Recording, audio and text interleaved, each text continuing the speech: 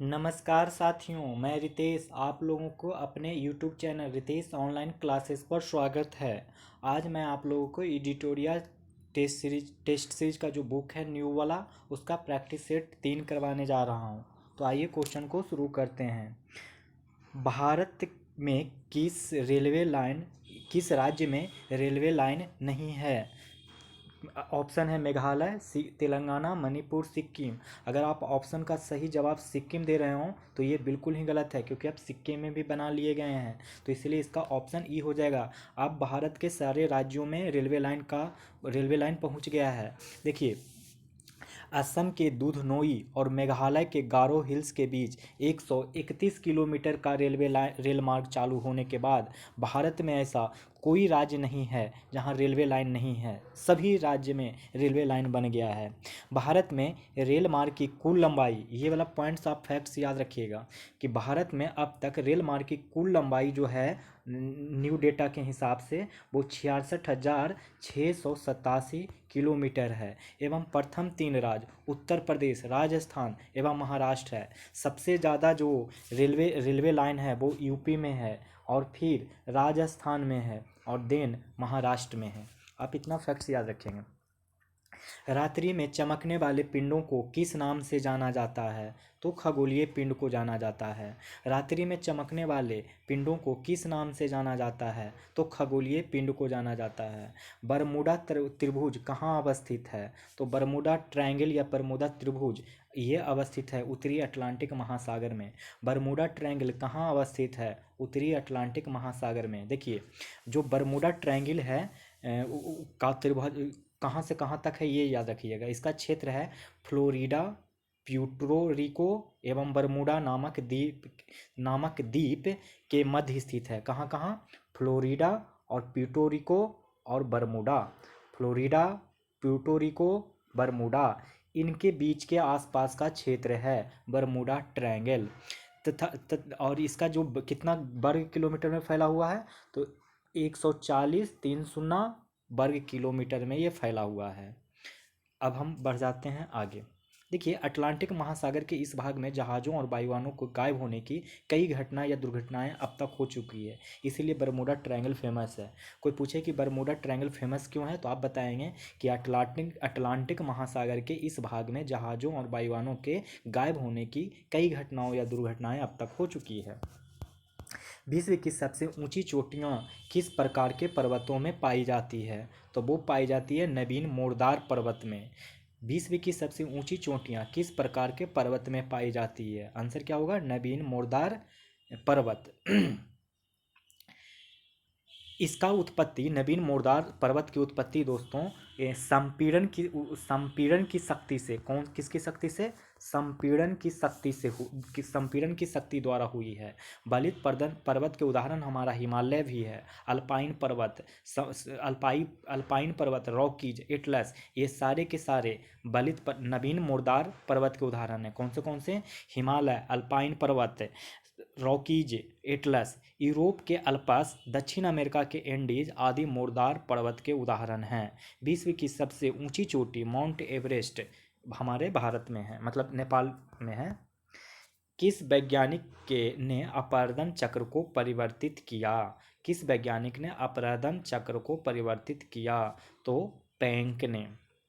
देखिए, प्लैंक ने अपरदन चक्र को परिवर्तित किया। मुख्य रूप से अपरदन के कारण प्रवाहित जल हिमानी, वायु व लहर हैं। नदी के अपरदन कार्य को प्रभावित करने में जल का वेग, जल का आयतन, नदी की तल की बनावट, नदी के जल में जलोढ़ की मात्रा आदि का महत्वपूर्ण योगदान है।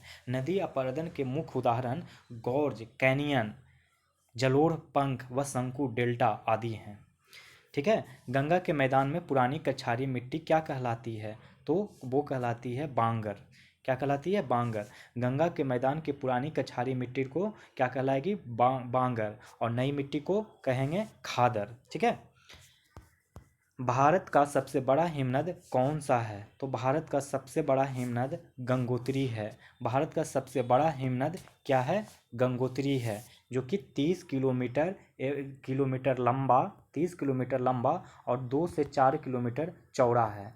30 किलोमीटर लंबा, 2 से 4 किलोमीटर चौड़ा है। यह यहाँ से ही गंगा नदी निकलती है। ठीक है। अगला, रबर उत्पादन में अग्रणी राज्य कौन सा है? रबर उत्पादन में अग्रणी राज्य केरल है। रबर उत्पादन में अग्रणी राज्य कौन सा है? तो केरल।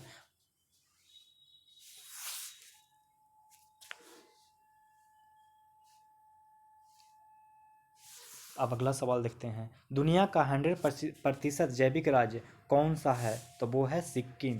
दुनिया का पहला 100% जैविक राज्य कौन सा है? सिक्किम। नार्वेस्टर की उत्पत्ति कहाँ होती है, जिसका सबसे अधिक असर पूर्वी बिहार में पड़ता है? तो वो पड़ता है बंगाल की खाड़ी में। नार्वेस्टर की उत्पत्ति कहाँ कहाँ होती है, जिसका सबसे अधिक असर पूर्वी बिहार में पड़ता है? तो पूर्वी बिहार में असर पड़ता है बंगाल की खाड़ी। अगला सवाल, थार्न बेस्ड के जलवायु वर्गीकरण के अनुसार, थार्न बेस्ड के जलवायु वर्गीकरण के अनुसार बिहार का अधिकांश भाग किस जलवायु क्षेत्र में आता है? तो CA-W। बिहार के अधिकांश जलवायु CA-W जलवायु के अंतर्गत आता है। वहीं उत्तरी संकीर्ण क्षेत्र CBW जलवायु क्षेत्र के अंतर्गत आता है। बिहार का मानसून अधिक प्रभावित होता है वो बंगाल की मानसून शाखा से। बंगाल का क्षेत्र बंगाल का मानसून शाखा से अधिक प्रभावित होता है। बिहार का क्षेत्र जो है बिहार का मानसून अधिक प्रभावित होता है बंगाल के मानसून शाखा से। पूर्वी समर्पित मालभाड़ा गलियारे का परिचालन नियंत्रण केंद्र कहाँ स्थित है? प्रयागराज में। पूर्वी समर्पित मालभाड़ा गलियारे का परिचालन नियंत्रण कहाँ स्थित है? तो ये है प्रयागराज में। मालगाड़ी मतलब मालभाड़ा का मतलब मालगाड़ी के परिचालन के लिए अलग से रेलवे लाइन का निर्माण किया जा रहा है। देश में जितना भी मालगाड़ी है तो उसके परिचालन के लिए अलग से रेलवे लाइन का निर्माण किया जा रहा है, क्योंकि इसी के वजह से बहुत सारे ट्रेन लेट होते हैं। इसी के तहत प्रयागराज में पूर्वी समर्पित मालभाड़ा गलियारे का अत्याधुनिक नियंत्रण कक्ष स्थापित किया जा रहा है। संकोच नदी का नाम सुने हैं? वो प्रभावित कहाँ से होती है, जो बताना है आपको। तो ये प्रवाहित होती है पश्चिम बंगाल एवं असम में। संकोच नदी उत्तरी भूटान से निकलकर, कहाँ से संकोच नदी निकलती है? तो भूटान के उत्तरी सीमा क्षेत्र से निकलकर ब्रह्मपुत्र नदी में बांग्लादेश असम बॉर्डर के निकट मिलती है। कहाँ पे ब्रह्मपुत्र से मिलती है? तो बांग्लादेश और असम का जहाँ पे बॉर्डर है उसी के निकट मिलती है। यह असम एवं पश्चिम बंगाल के मध्य सीमा निर्माण करती है। ये जो कोई पूछे कि असम और पश्चिम बंगाल के बीच में सीमा का निर्धारण कौन सी नदी करता है, तो बताइएगा संकोच नदी। और उसी के पास में, माने उसी बॉर्डर के पास में ब्रह्मपुत्र नदी से संकोच नदी जाके मिल जाता है। अपने पानी संकोच नदी अपनी पानी ब्रह्मपुत्र नदी में डाल देता है। निम्नलिखित में से किस वन क्षेत्र एवं वहाँ पाए जाने वाले वृक्ष का मिलान सुमेलित नहीं है? तो वो इसका आंसर हो जाएगा क्या? ई। देखिए, जितना भी आप ऑप्शन देख रहे हैं इसमें कोई भी सुमेलित नहीं है दोस्तों। देखिए, सुंदरी वृक्ष जो होता है, सुंदरी वृक्ष, यहाँ सुंदरबन में लिखा हुआ है ना, सुंदरी वृक्ष।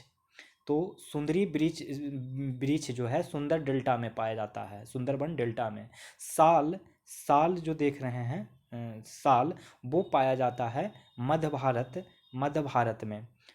जैसे मध्य प्रदेश, छत्तीसगढ़, ये जो साल का है वो मध्य प्रदेश, छत्तीसगढ़ और झारखंड और उड़ीसा में पाया जाता है। तो MP, मध्य प्रदेश, छत्तीसगढ़, झारखंड, उड़ीसा में साल पाए जाते हैं। साल कहाँ पाए जाएंगे? तो मध्य प्रदेश, छत्तीसगढ़, उड़ीसा और झारखंड में। अच्छा, आगे समझिए। सिनकोना, ये सिनकोना हिमालय के तराई क्षेत्र, इसमें आंसर में दिया है, लेकिन ये सिनकोना तराई क्षेत्र का औषधीय वृक्ष है। देवदार पश्चिम हिमालय पर 1500 से 2500 मीटर ऊंचाई पर मिलता है। एक्चुअली में देखिए, एक चीज़ यहाँ पे देखिए थोड़ा सा, ये जो बी ऑप्शन देखिए और डी ऑप्शन देखिए, ये दोनों ही ऑप्शन गलत है, इसीलिए ऑप्शन ई हो जाएगा। निम्नलिखित में से किस वन क्षेत्र पर वहाँ पाए जाने वाले वृक्ष का मूलांक सुमेलित नहीं है? तो इसमें दो ऑप्शन सुमेलित नहीं होता है। साल कहाँ कहाँ मिलेगा? तो MP में मिलेगा, छत्तीसगढ़ में मिलेगा, उड़ीसा में मिलेगा और झारखंड में मिलेगा, ये याद रखिएगा। और देवदार कहाँ पे मिलेगा? देवदार अभी थोड़ी देर पहले बताया था, ये मध्य प्रदेश में मिलेगा। देवदार कहाँ पे मिलेगा? तो ये मध्य प्रदेश में मिलेगा। और साल कहाँ पे मिलेगा? तो साल जो है वो पश्चिम बंगाल के तराई क्षेत्र में पाया जाता है। देवदार कहाँ पे मिलेगा? तो ये मध्य प्रदेश में मिलेगा। देवदार कहाँ पे मिलेगा? तो ये मध्य प्रदेश में मिलेगा। देवदार कहाँ पे मिलेगा? देवदार मिलेगा पश्चिमी हिमालय में मिलेगा। देवदार पश्चिमी हिमालय पे मिलेगा। कहाँ पे मिलेगा देवदार? पश्चिमी हिमालय में। बाकी जो सुंदरबन में सुंदरी मिलेगा, हिमालय के तराई क्षेत्र में सिनकोना मिलेगा। आप एक बार फिर से देख लें, हिमालय के तराई क्षेत्र में सिनकोना मिलेगा, मध्य भारत में देवदार नहीं मिलेगा, सुंदरबन में सुंदरी मिलेगा, उच्च हिमालय में साल नहीं मिलेगा। साल मिलेगा मध्य प्रदेश, छत्तीसगढ़, उड़ीसा, झारखंड। और ये वाला कौन सा बच गया? सी, ये वाला तो सही ही है। फिर हिमालय के तराई क्षेत्र में सिनकोना भी सही है। अब अगला देखते हैं। विश्व एवं भारत के संबंध में हरित क्रांति का पिता क्रमशः, हरित क्रांति के पिता पूछ रहा है, तो विश्व में हरित क्रांति के पिता अर्नेस्ट बोरलॉग हो जाएंगे, और भारत के बोले तो स्वामीनाथन हो जाएंगे। ठीक है, तो विश्व एवं भारत के संबंध में हरित क्रांति के पिता क्रमशः कौन कौन है? तो अर्नेस्ट बोरलॉग एवं स्वामीनाथन। देखिए, निम्न में से सही कौन है, ये पहचान करने कह रहा है। तो देखिए, इसमें जो होगा, खुदीराम बोस स्टेडियम मुजफ्फरपुर में है। खुदीराम बोस स्टेडियम मुजफ्फरपुर में, ये सही है। राजेंद्र स्टेडियम देखिए कहाँ है? छपरा में। राजेंद्र स्टेडियम कहाँ होगा? छपरा में। जबकि राजेंद्र स्टेडियम छपरा में, और इंदिरा गांधी स्टेडियम भी कहाँ होगा? छपरा में। लेकिन मिथिलेश स्टेडियम पटना में, और खुदीराम बोस स्टेडियम मुजफ्फरपुर में सही होगा, इसलिए इसका आंसर ई हो जाएगा। ये राजेंद्र स्टेडियम और इंदिरा गांधी स्टेडियम, ये दोनों ही स्टेडियम छपरा में है दोस्तों, सॉरी पूर्णिया में है। ये दोनों ही स्टेडियम कहाँ है? तो पूर्णिया में ही है। और मिथिलेश स्टेडियम कहाँ है? पटना में। खुदीराम बोस स्टेडियम कहाँ है? तो मुजफ्फरपुर में। और मिथिलेश स्टेडियम कहाँ है? तो मिथिलेश स्टेडियम है पटना में। राजेंद्र स्टेडियम छपरा में। मैं एक बार आपको गलत बता रहा हूँ, एक बार फिर से देखेंगे। खुदीराम बोस स्टेडियम मुजफ्फरपुर में, ये बात सही है। फिर देखिए, मुजफ्फरपुर में और मिथिलेश स्टेडियम पटना में। मिथिलेश स्टेडियम पटना में। राजेंद्र स्टेडियम छपरा में होगा। राजेंद्र स्टेडियम छपरा में, और इंदिरा गांधी स्टेडियम पूर्णिया में होगा। तो इस तरीके से देखिएगा, तो 2 क्वेश्चन सही दिया है, और 2 ऑप्शन सही दिया है, और 2 ऑप्शन गलत दिया है। तो इसीलिए ऑप्शन हमारा ई हो जाएगा। तो एक बार फिर से आप याद रखेंगे कि अगर खुदीराम बोस स्टेडियम पूछे तो मुजफ्फरपुर बताइएगा, राजेंद्र स्टेडियम पूछे तो छपरा बताइएगा, मिथिलेश स्टेडियम पूछे तो पटना बताइएगा, इंदिरा गांधी स्टेडियम पूछे तो आरा बताइएगा। विधान परिषद में कितने सदस्यों का अप्रत्यक्ष रूप से निर्वाचन होता है? तो ये कितने लोगों का कितने अप्रत्यक्ष निर्वाचन कितने सदस्यों का होता है दोस्तों? तो ये होता है कुल सदस्यों का 5/6 भाग। कुल सदस्यों का कितना? 5/6 भाग। देखिए, विधान परिषद के सदस्यों की अधिकतम संख्या विधानसभा के सदस्यों की संख्या के 1/3 या न्यूनतम 40 होनी चाहिए। मतलब जितना विधानसभा में सीट है, जितना सदस्य है, उसका 1/3 भाग होना चाहिए विधान परिषद का सीट। अदरवाइज सबसे न्यूनतम संख्या है 40, ठीक ना। विधान परिषद की संख्या का 1/3 भाग। अब जितना विधान परिषद में, जैसे अगर बिहार के बात करें या कहीं के भी बात करें, तो लेट्स से 75, तो 75 सीट जो होता है, तो इस 75 का 1/3 कितना हो जाएगा? 25। तो 25 सीट सदस्य स्थानीय निकायों से होने चाहिए। स्थानीय निकायों से 1/3 को क्या बोलिएगा? स्थानीय निकायों से। 1/12 भाग, 1/12 भाग जो होना चाहिए स्नातक सदस्य होना चाहिए, स्नातक। फिर 1/12 भाग शिक्षक निर्वाचन से होना चाहिए। 1/12 भाग स्नातक, 1/12 भाग शिक्षक, 1/3 भाग स्थानीय निकाय से होना चाहिए। 1/3 भाग सदस्य विधानसभा से निर्वाचित होते हैं, और 1/3 कहाँ से आते हैं? विधानसभा से निर्वाचित होते हैं। कुल निर्वाचित सदस्यों की संख्या कुल संख्या का 5/6 होता है। कितना होता है सदस्य अप्रत्यक्ष निर्वाचन से? तो 5/6 होता है। राज्यपाल द्वारा 1/6 सदस्यों का मनोनयन किया जाता है। राज्यपाल के द्वारा कितने सीट का किया जाता है? तो 1/6 भाग, ठीक है ना। इतना पॉइंट्स आप याद रखेंगे। धन विधेयक, अब सूची को मिलान करना है, तो देखिए सूची को मिलान करते हैं। धन विधेयक क्या होगा? 110 से, धन विधेयक की बात आर्टिकल संख्या 110 में किया गया है। वार्षिक वित्तीय विवरण किस में बात किया गया है, तो 112 में। 112 आर्टिकल में एनुअल फाइनेंशियल स्टेटमेंट की बात किया है। इसका इंग्लिश हो जाएगा ये। धन विधेयक किस में, तो 110 आर्टिकल में। 110 आर्टिकल में धन विधेयक, 112 आर्टिकल में वार्षिक वितरण विवरण, 114 में विनियोग विधेयक, 114 में विनियोग विधेयक, 108 में दोनों सदनों की संयुक्त बैठक। तो आपको ये चारों आर्टिकल याद हो गए होंगे। 108 तो आप लोग को याद ही है, 110 में धन विधेयक, 112 में यही है, इसी के तहत बजट लाए जाते हैं, तो आप लोग को याद हो ही गया होगा। 114 में आप याद रखिए विनियोग विधेयक। मिलान आप कर लेंगे। अगला सवाल कह रहा है कि भारतीय संविधान के किस अनुच्छेद में प्रावधान है कि राज्य के मुख्यमंत्री की नियुक्ति राज्यपाल करेगा, तो ये 164 में है। 164 अनुच्छेद संख्या में भारत के संविधान के अनुच्छेद 164 में यह प्रावधान है कि राज्य के मुख्यमंत्री की नियुक्ति राज्यपाल करेगा।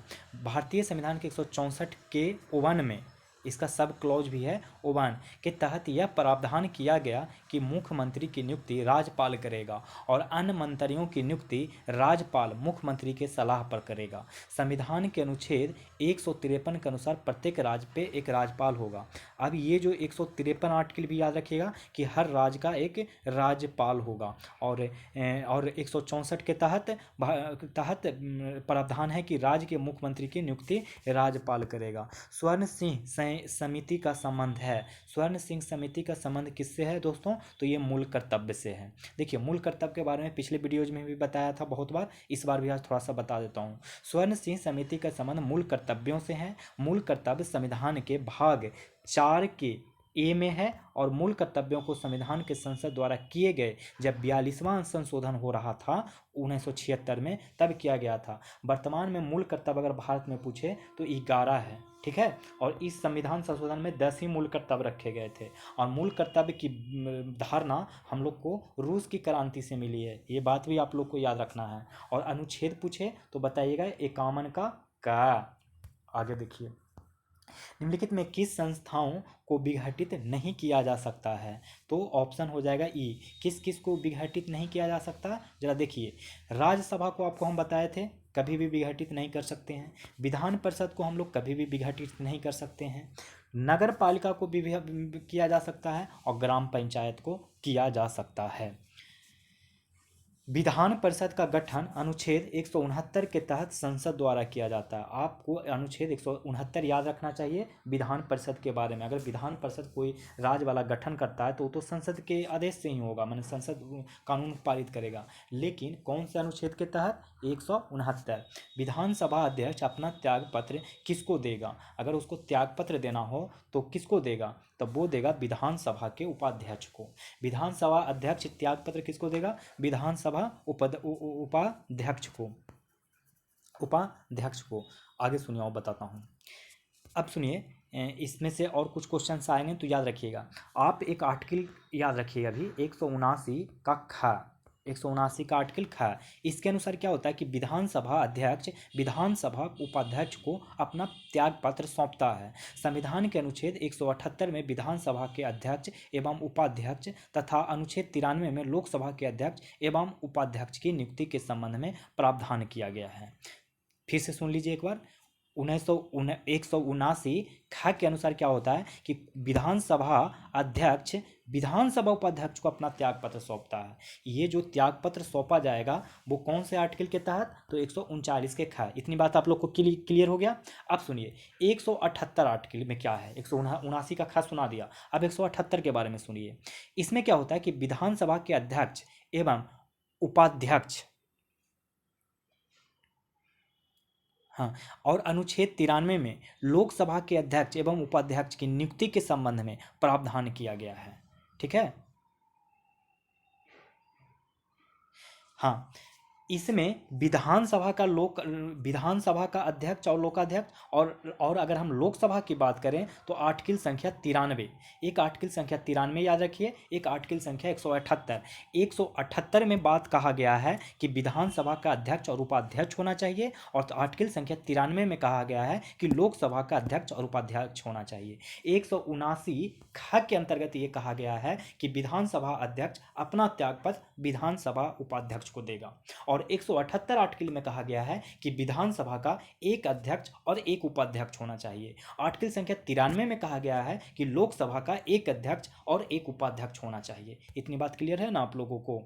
बिना विधानसभा के सदस्य निर्वाचित हुए कोई मंत्री अधिकतम कितने समय तक पद पर बना रह सकता है? तो वो बना रह सकता है 6 माह।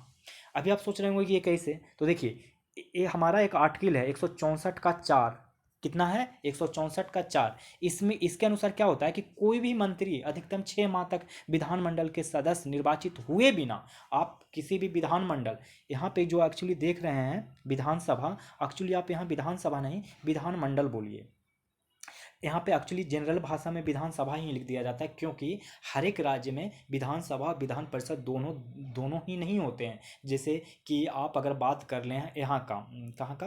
केरल का, तो केरल में आप विधानसभा ही है, विधान परिषद नहीं है।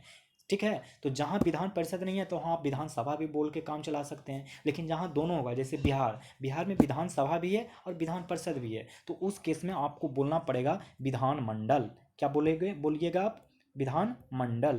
तो चलिए देखिए बोल देते हैं विधानमंडल। अब सुनिए क्या होता है, कहता है कि विधानमंडल का आप सदस्य नहीं है, मतलब कि ना तो आप विधानसभा के कोई भी सदस्य बने हैं और ना ही विधान परिषद के, उसके बाद भी आप मंत्री बन सकते हैं। तो ये मंत्री जो बनिएगा कितने दिनों तक रहेगा? तो पहले तो 6 माह तक। और ऐसा बात कहाँ लिखा गया? कहीं लिखा गया है क्या? तो हाँ लिखा गया है सर, 164 के 4 में लिखा गया है, आर्टिकल संख्या 164 के 4 सब क्लॉज में। और इसमें कितने माह तक बनने का बताया गया है कि 6 माह तक आप बिना विधानमंडल का सदस्य बने 6 माह तक मंत्री पद पे बने रह सकते हैं। अपने पद पर बना रह सकता प्रावधान के अनुसार यदि मंत्री 6 माह के अवधि तक राज्य के किसी सदन का सदस्य निर्वाचित नहीं होता है तो मंत्री का कार्यकाल समाप्त हो जाएगा। समझ गए? ये है कहानी। अगला सवाल 25 नंबर का, राज्य मंत्रिपरिषद सामूहिक रूप से किसके प्रति उत्तरदायी होते हैं? बहुत ही अच्छा सवाल है, बहुत ही कंफ्यूजन है। इसका जवाब हो जाएगा विधानसभा। सुनिए एक बार ध्यान से, राज्य मंत्रिपरिषद सामूहिक रूप से, क्या कह रहा है? राज्य मंत्रिपरिषद सामूहिक रूप से किसके प्रति उत्तरदायी होगा? तो विधानसभा। ठीक है, इतनी बात समझ में आ गया। और सुनिए 164 का 2 आर्टिकल संख्या, माने 164 आर्टिकल सब क्लॉज 2 के अनुसार राज्य मंत्रिपरिषद राज्य की विधानसभा के प्रति सामूहिक रूप से उत्तरदायी होगा। विधानसभा का गठन 170 आर्टिकल के तहत किया जाता है। विधानसभा का गठन किस आर्टिकल के तहत किया जाता है? 170। 164 2 में क्या प्रावधान है? 164 के 2 में प्रावधान है दोस्तों कि राज्य मंत्रिपरिषद राज्य की विधान के सभा के प्रति सामूहिक रूप से उत्तरदायी होगा। अब सुनिए, विधानसभा में अधिकतम कितने सीटें हो सकती है? 500। न्यूनतम कितने हो सकती है? 60। ठीक है, अब अगला सवाल, इनमें से कौन भारतीय राज्य की प्रथम महिला मुख्यमंत्री बनी? तो वो बनी सुचेता कृपलानी। सुचेता कृपलानी उत्तर प्रदेश राज्य की कहाँ की बनी थी पहली मुख्यमंत्री? यूपी की। अब यूपी ही की रही थी, बनी रही। कब से कब तक? तो 1963 से 67 के बीच में। कब से कब तक? तो 1963 से 67 के बीच में। वहीं सरोजनी नायडू का आपने सुना होगा, वो पहला राज्यपाल बनी थी, प्रथम राज्यपाल की नियुक्ति की गई थी। और वो कब से कब तक राज्यपाल बनी थी? तो 1947 से 1949 के बीच में। कहाँ की? संयुक्त प्रांत की सरोजनी नायडू बनी थी। पुंछी आयोग का नाम सुने हैं? पुंछी आयोग का रिपोर्ट किससे संबंधित है? पुंछी आयोग ने अपना रिपोर्ट किस संदर्भ में दिया था? तो दोस्तों ये दिया था केंद्र राज्य संबंध। देखिए, केंद्र राज्य संबंध से ना आपको इस पुंछी आयोग के अलावा कुछ और रिपोर्ट के बारे में याद रखना होगा। ये जो रिपोर्ट दिया गया था तो 2010 में दिया गया था। कब दिया गया था? 2010 में। आप 2010 में केंद्र राज्य संबंध के लिए पुंछी आयोग याद रख सकते हैं। अब घटते हुए क्रम में हम आपको याद कराते हैं। ये तो 2010 हो गया ना। अब घटते हुए क्रम में 1983 याद रखिए और 1971 याद रखिए। एक डेट और आप याद रखिए, 1970। ये 4 गो आयोग बने थे 4 वर्षों में। 2010 में पुंछी आयोग आया। 1983 में जो आप याद रखेंगे वो सरकारिया आयोग याद रखेंगे। कौन सा आयोग? सरकारिया आयोग। ये सारा का सारा केंद्र राज्य संबंध का ही है। 1971 में आप लोग याद रखिए भगवान सहाय समिति। कौन सा? भगवान सहाय समिति। भगवान सहाय समिति। और 1970 में आप लोग किसका याद रखेंगे? राजमन्नार आयोग। राजमन्नार। दोस्तों राजमन्नार 1970 में। 1971 में कौन आया था? भगवान सहाय। 1971 में भगवान सहाय। आप ऐसे याद रख लीजिए कि 1971 में भगवान ने सहायता कर दिया बांग्लादेश को। अब भगवान कौन होता है? भारत ही तो हमारा भगवान है, और कौन हो सकता है? यहाँ जो पाकिस्तान और बांग्लादेश, नेपाल, भूटान के लिए भगवान कौन है? इंडिया। चाइना तो हो नहीं सकता। चाइना तो भगवान के इक्विवेलेंट में जो दानव होता है। अब जैसे देखिए, शेर थोड़ी ना चींटी से लड़ने आएगा। शेर तो अपने ही साइज वाले से लड़ेगा। इसलिए मैंने चीन को भारत के समतुल्य दानव के रूप में बोला, तो इसके लिए सॉरी। देखिए 1971 में क्या है, कौन सा आया था? भगवान सहाय समिति। 1971 में बांग्लादेश को आज़ाद कराने के लिए कौन आया? भगवान आया। भगवान सहाय समिति। ठीक है। तो 1970 में कौन हो गया? राजमन्नार। 1983 में बताइए सरकारिया आयोग। 2010 में बताइए पुंछी आयोग। अब आपको केंद्र राज्य संबंध से सारे समिति याद हो गए होंगे। अब सुनिए, श्रम को किस सूची के अंतर्गत रखा गया है? आपको पता होगा कि सूची 3 प्रकार का होता है। एक जो कि 7वीं अनुसूची में होता है। एक होता है संघ सूची, राज्य सूची और समवर्ती सूची। यहाँ पूछ रहा है कि श्रम किस अनुसूची में है, तो आपको बताना होगा समवर्ती सूची। देखिए वर्तमान में 44 श्रम कानून केंद्र सरकार के अधिकार क्षेत्र में है और राज्य सरकारों के अधीन में 100 से अधिक कानून शामिल हैं। जितने भी श्रम कानून बनाए गए हैं उनमें से 44 जो हैं केंद्र के पास हैं और 100 श्रम कानून हमारे राज्य के पास हैं। ठीक है। ट्रेजरी बिल कितने दिनों के लिए जारी किया जाता है? तो ट्रेजरी बिल का ऑप्शन ई होगा। देखिए क्यों। ट्रेजरी बिल जो होता है, ट्रेजरी बिल को ही हिंदी में कोषागार बिल कहते हैं। आरबीआई द्वारा भारत सरकार को अल्प अवधिक ऋण उपलब्ध कराने के लिए किया जाता है। आरबीआई द्वारा भारत सरकार को जो अल्प अवधि के लिए ऋण उपलब्ध कराया जाता है उसी को ट्रेजरी बिल बोलेंगे। क्या? आप ट्रेजरी बिल अगर कोई पूछे कि ट्रेजरी मतलब आप देखते नहीं कि ट्रेजरी हो गया, ये तो ट्रेजरी हो गया। माने ट्रेजरी कैसे हो गया? क्योंकि भारत सरकार अपने आप में एक बहुत बड़ा संस्था है और उसके पास पैसे की कोई कमी नहीं है, और उन भाई साहब को अगर पैसे की कमी हो जाए, माने उनको किसी से लोन देना हो, तो ट्रेजरी वाली बात है ना। तो ट्रेजरी बिल कब होगा? आरबीआई जब भारत सरकार को कम समय के लिए पैसा दे, माने लोन दे, तब कहलाएगा ट्रेजरी बिल। जो 25,000 गुणक में होगा। मैंने वो पैसा ऐसे नहीं देगा कि 2,000 लीजिए 3,000, वो 25,000 के गुणक में देगा। मैंने 25,000, 50,000, 75,000, 1,00,000 इस टाइप का। और यह कितने दिनों के लिए जारी किया जाता है? तो 91, 182, 364। इसको भी देखिए 91 का डबल, इसका डबल कर लीजिए। माने देगा तो वो 91 दिन के लिए देगा। भारत सरकार कहेगा नहीं नहीं नहीं मुझे और ज़्यादा चाहिए, तो ठीक है ले लीजिए 182। कहेगा नहीं इससे ये भी बहुत कम है, तो ठीक है भाई ले लीजिए ना 364। इस रेशियो में देगा। मैंने एक या तो 91 दिन का दिया या 182 दिन का देगा या 364 देगा। इन दोनों में ही इसको 2 से मल्टीप्लाई करिएगा तो 182 आएगा। इसको मल्टीप्लाई करिएगा 2 से तो 364 आएगा। पैसा कितने गुणज में देगा? तो 25,000 के गुणज में। पैसा कितने गुणज में? 25,000 के गुणज में। दिन कितने दिन का टाइम देगा? तो 2 गुणज में। 91 गुना 2 तो कितना हो गया? 182। या तो 91 दिन का देगा या तो 182 का या तो 364 दिन का। 182 में 2 से मल्टीप्लाई करिएगा तो आ जाएगा 364। आप शायद ट्रेजरी बिल आपको याद हो गया होगा। ट्रेजरी बिल एक बार फिर से सुनिए। आरबीआई द्वारा भारत सरकार को अल्प अवधि के लिए, भाई 91 दिन आरबीआई के लिए अल्प अवधि है, छोटा समय है। 182 दिन भी छोटा समय है और 364 दिन भी छोटा समय हो जाए। दीर्घ अवधि के लिए बोला जाएगा 5 साल, 10 साल, 20 साल, ये सब दीर्घ अवधि के लिए होते हैं। अगला सवाल, अंतर्राष्ट्रीय निर्धनता रेखा प्रतिदिन कितना डॉलर से कम पर जीवन यापन करने पर निर्धारित किया गया है? आपको पिछले वीडियो में हमने निर्धनता यानी पॉवर्टी लाइन का हमने डिफिनेशन बताया था। उसमें ये बताया था कि पॉवर्टी जो होता है हर एक देश के लिए, मैंने पॉवर्टी का अगर डिफिनेशन खोजने जाइएगा तो हर एक देश के लिए, हर एक क्षेत्र के लिए, हर एक समय इंटरवल के लिए, मैंने टाइम इंटरवल के लिए चेंज हो जाता है। जो डिफिनेशन पॉवर्टी का इंडिया में है, यही डिफिनेशन से आप अमेरिका में काम नहीं चला सकते हैं। अमेरिका जाइएगा तो वहाँ पॉवर्टी का डिफिनेशन अलग हो जाएगा। इसी प्रकार अंतर्राष्ट्रीय ने फिर भी पॉवर्टी लाइन का भाई तो डिफिनेशन देना तो है ना, तो उन लोगों ने दिया कि निर्धनता रेखा प्रतिदिन कितना डॉलर से कम जीवन यापन करने पर निर्धारित किया गया। मैंने आप कितना डॉलर पर डे खर्च करते हैं इस पर निर्भर करता है। तो देखिए इसका आंसर बताइए क्या हो जाएगा।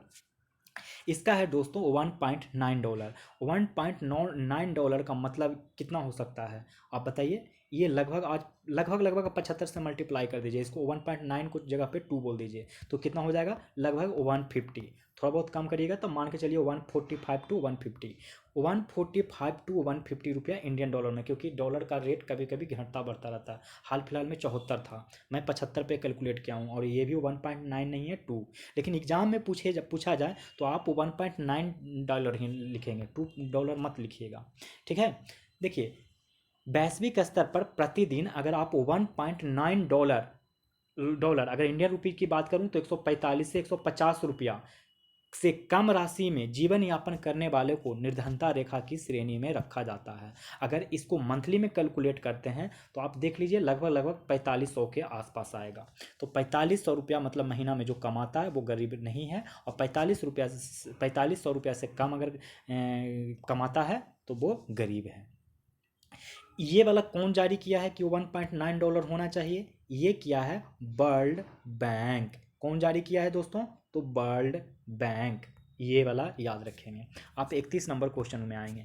कह रहा है स्वामित्व योजना का संबंध निम्नलिखित में से किससे है? तो दोस्तों वो है ग्रामीण क्षेत्रों में संपत्ति के स्वामियों को संपत्ति कार्ड जारी करना है। स्वामित्व योजना का संबंध निम्नलिखित में से किससे है? तो ग्रामीण क्षेत्रों में संपत्ति के स्वामियों को संपत्ति कार्ड जारी करना है। समझ गए? अगला सवाल हम देखते हैं। आर्थिक सर्वेक्षण वाला क्वेश्चन छोड़ दीजिए दोस्तों। कृषि जनगणना 2015 से 16 के अनुसार भारत में भू जोतों का औसत आकार कितना है? तो वो है दोस्तों 2.66 एकड़। देखिए कृषि जनगणना 2015-16 के अनुसार भारत में भू जोतों का औसत आकार कितना है? तो 2.66 एकड़। आर्थिक सर्वेक्षण 2020 भारत की तुलना में संयुक्त राज्य अमेरिका में 145 एकड़ तथा कनाडा में 235 एकड़ औसत भूजोत है। आप इससे अंदाज़ा लगा लीजिए। इंडिया में औसत आकार कितना है भूजोत का? मात्र 2.66। अगर आप बात करें कनाडा का, तो कनाडा में दोस्तों 235 एकड़ होता है। कहाँ 2.6 और कहाँ 235। और अगर बात कर लें थोड़ी देर के लिए अमेरिका का, तो वो है 145 एकड़। माने औसत बहुत भूजोत सबके पास 145 होता है। क्यों नहीं वहाँ के लोग किसान लोग अमीर होंगे और इंडिया वाले गरीब होंगे? बहुत ही बुरी बात है। एनीवे देखिए वित्त आयोग के संदर्भ में निम्नलिखित में से कौन सा कथन सही है? तो ये इसमें से कौन सा कथन सही होगा दोस्तों? तो ऑप्शन नंबर ई हो जाएगा सही, क्योंकि तीनों ही सही है। देखिए क्या क्या तीनों कह रहा है, मैं पढ़ के सुना देता हूँ। कह रहा है कि वित्त आयोग का प्रावधान संविधान के अनुच्छेद 280 में है। क्या दिक्कत है? आप लोग को तो याद करवाया ही था कि 280 अनुच्छेद जो है वित्त आयोग का प्रावधान किया गया है। सेकंड कह रहा है संघ और राज्यों के बीच करों का शुद्ध आगमों का वितरण करता है। ये तो सही बात है, किया ही जाता है वितरण। राज्यों का सहमति अनुदान के लिए सिद्धांत का निर्माण करता है। ये भी सही है दोस्तों। अगला सवाल 35 नंबर कह रहा है कि नीली अर्थव्यवस्था का संबंध किससे है? बताइए नीली अर्थव्यवस्था का संबंध किससे है? ये तो बहुत ही आसान है, समुद्री संसाधन से। विश्व बैंक के अनुसार नीली अर्थव्यवस्था का आशय आजीविका एवं रोजगार और महासागर, आजीविका, रोजगार महासागर पारिस्थितिकी तंत्र के स्वास्थ्य में सुधार के साथ साथ आर्थिक समृद्धि के लिए महासागरीय संसाधनों के संधारणीय उपयोग से है। ठीक है। भारत में कब तक औसत अनुमानित आयु 70 वर्ष करने का लक्ष्य रखा गया है? तो वो है 2025। भारत में कब तक औसत अनुमानित आयु 70 वर्ष करने का लक्ष्य है? 2025। स्वच्छ भारत मिशन के तहत शौचालय का निर्माण के लिए कितनी राशि ग्रामीण इलाकों में प्रोत्साहित करने के रूप में दी जाती है? तो वो दी जाती है 12,000 रुपये। जल जीवन मिशन के तहत कब तक हर घर में नल जल से पहुंचाने का लक्ष्य है? तो वो है 2024 से 25।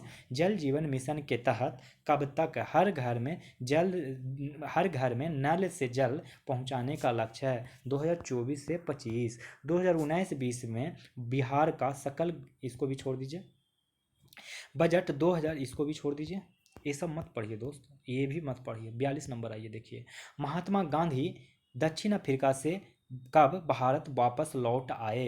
तो वो लौट आए दोस्तों 9 जनवरी 1915। इसीलिए इस दिन को हम लोग क्या मनाते हैं? भारतीय प्रवासी दिवस मनाते हैं। तो महात्मा गांधी दक्षिण अफ्रीका से कब भारत वापस लौट आए? तो 9 जनवरी 1915 को हम लोग के गांधी जी भारत लौट आए। अगला सवाल देखेंगे हम लोग। 42 नंबर हो गया। 43 नंबर 43 नंबर कर रहा है कि प्रांतों में शासन व्यवस्था किस अधिनियम के तहत लागू किया गया? किस अधिनियम के तहत लागू किया गया दोस्तों? तो इसका आंसर देख लीजिए क्या हो जाएगा। तो भारत सरकार अधिनियम 1919 में ही प्रांत में भी शासन व्यवस्था लागू किया गया था। देखिए, चेम्सफोर्ड जो कि 1916 से लेकर 1921 तक बना हुआ था के शासनकाल में भारत परिषद अधिनियम 1919 पारित किया गया, जिसके द्वारा प्रांतों में द्वैध शासन व्यवस्था को लागू किया गया। इसको मॉन्टेग्यू चेम्सफोर्ड सुधार के नाम से भी जाना जाता है। भारत सरकार अधिनियम 1919 को किस नाम से भी जाना जाता है? तो मॉन्टेग्यू चेम्सफोर्ड के नाम से जाना जाएगा। द इंडियन मुसलमान नामक पुस्तक के लेखक निम्नलिखित में से कौन है? तो वो हैं सर विलियम हंटर।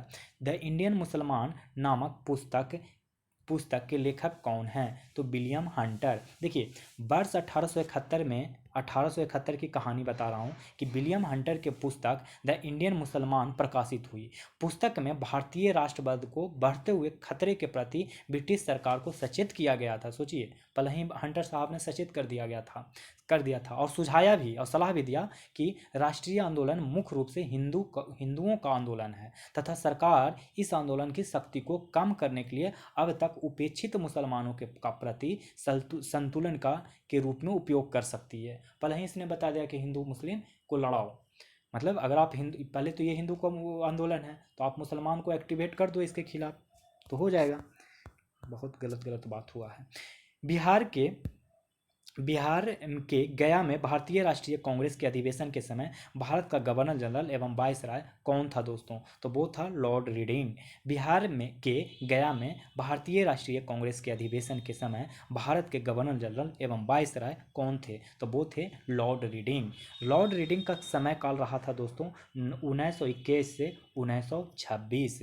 1921 से 26। आप ये थोड़ा डेट याद रखने का प्रयास करिएगा, जिससे क्या होगा कि कोई कुछ भी अगर अंदाज़ा भी, मतलब हिट एंड ट्रायल से भी ऑप्शन को सिलेक्ट कर रहे हो तो इससे बहुत आइडिया लग जाएगा, सही होने का चांसेस बढ़ जाएगा। तो आप इस चीज़ को याद रखने का प्रयास करें। इसलिए मैं हर गवर्नर जनरल जो भी आता है न्यूज़ में, मैं आपको बता देता हूँ कि कब से कब तक बिहार में मतलब कब से कब तक समय काल उसका रहा था।